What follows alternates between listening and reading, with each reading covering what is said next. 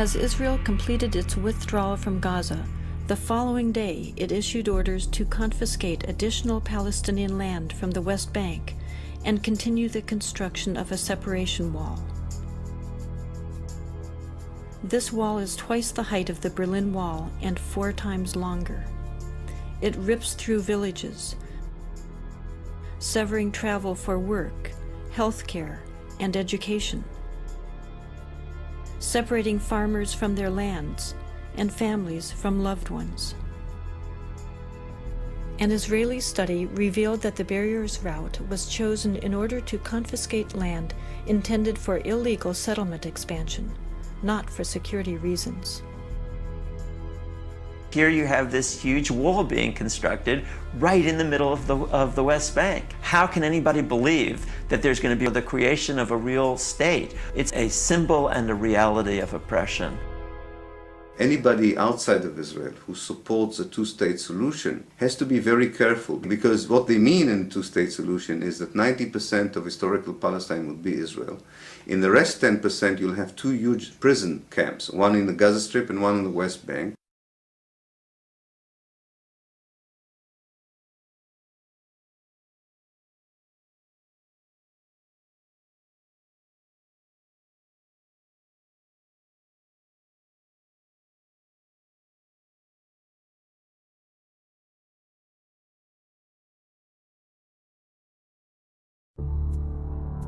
The people who fought in the war were also the people who wrote the history books of the war. And they already had a story that they made up about what had really happened. And that story was integrated in the Israeli educational system. It was integrated in the media and the political discourse.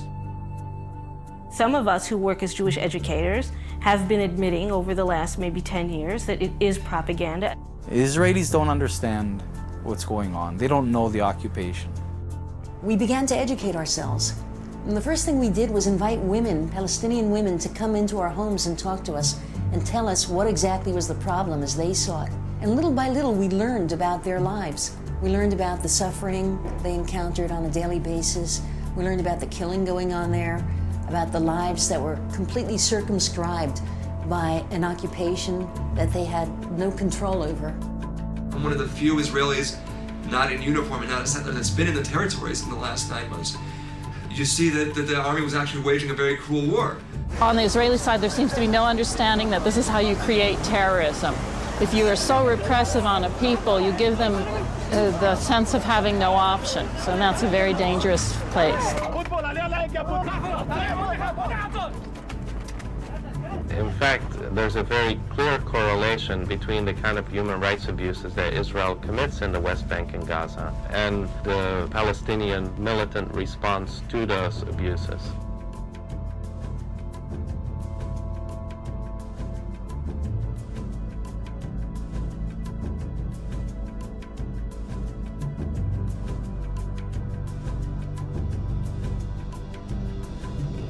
Most Israelis have very clear views. This is a very political country.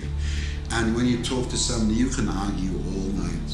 And you can go red in the face or blue in the face or whatever the color, you won't get anywhere. But when somebody says, I refuse to do this, this is wrong for me, for us, for our country, this is immoral, and I'll go to prison rather than do it. And one guy does it, 5 guys, then 50, and 100, and people say, hey, what's going on here? These aren't cowards, these aren't traitors. Most of them are officers, by the way. So if these guys are refusing, there must be something wrong here.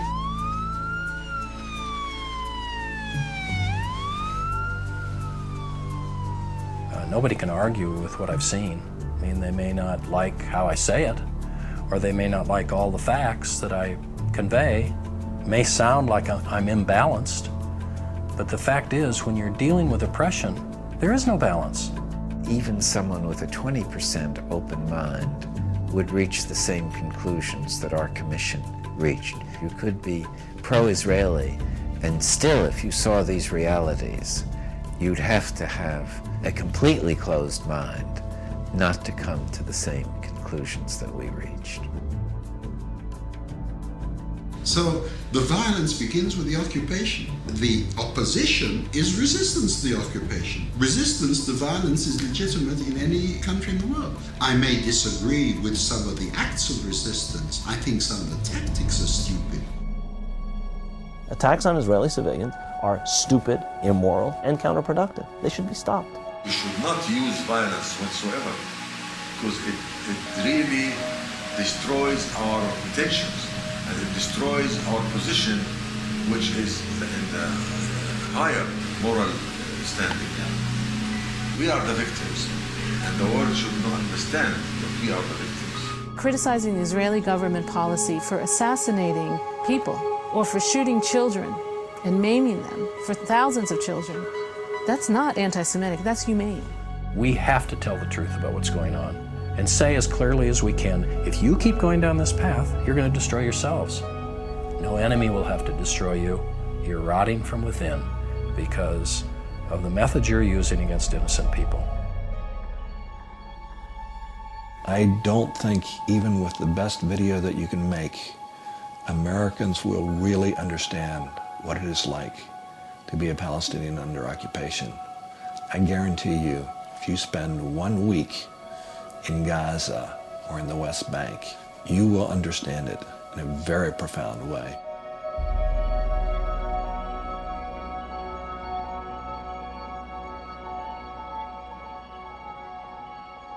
All the wars of independence, you can start, if you want, with the War of Independence of the United States. They said no taxation without representation.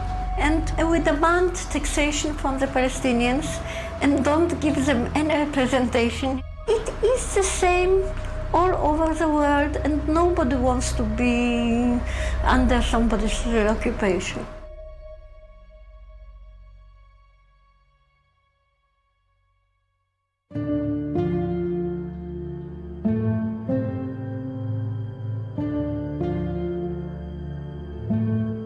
As an Israeli, we go to India and to South America to meet the Native American Indians. We're looking for these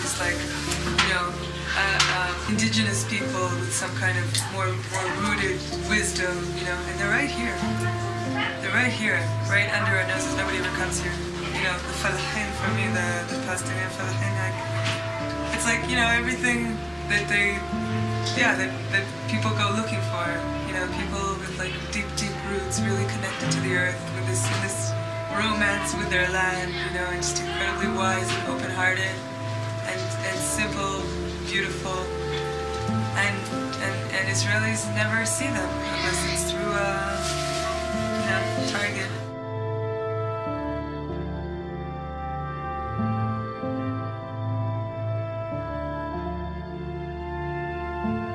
I wish that people knew what was really going on here, and I wish that people could see these people through my eyes.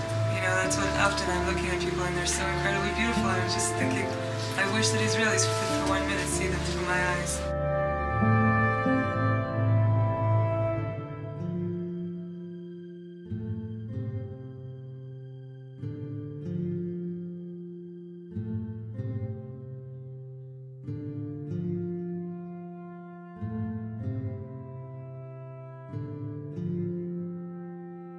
No amount of reading, attendance at conferences, documentary viewing, and word of mouth could have prepared me for the reality of the situation here. You just can't imagine it unless you see it.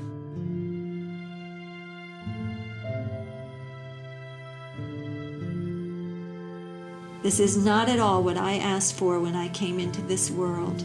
This is not at all what the people here asked for when they came into this world. This is not the world you and Dad wanted me to come into when you decided to have me. This has to stop. I think it is a good idea for us all to drop everything and devote our lives to making this stop.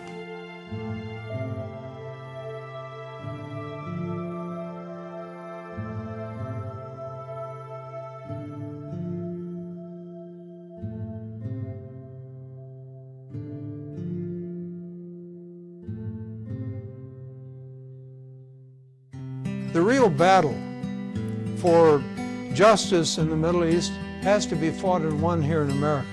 This is an American issue, because this is an issue of American foreign policy. The Israelis are talking about this, and I think it's time for Americans to realize they're the only ones not talking about it. And it's actually very dangerous for their own interest and for the interest of Israeli Jews here. Well, we're not going to be tossed in jail. We're not going to be tortured. You know, we're not facing what people in the occupied territories are facing. If we decide we don't want to do it, fine. But then try to look yourself in the mirror and say, I'm a murderer. It's really high time for Americans to step up to the plate, to do whatever we can, encourage our government to take a strong initiative to end the occupation. Those who really care about the interests of Israel should exert all the pressure possible in order to force Israel to stop the aggression, stop the repression, end the occupation. And the just solution has to be ending the occupation. Ending the occupation is step number one. Justice is the best way of bringing about security and peace. There'll be no security for Israel as long as this kind of oppression continues.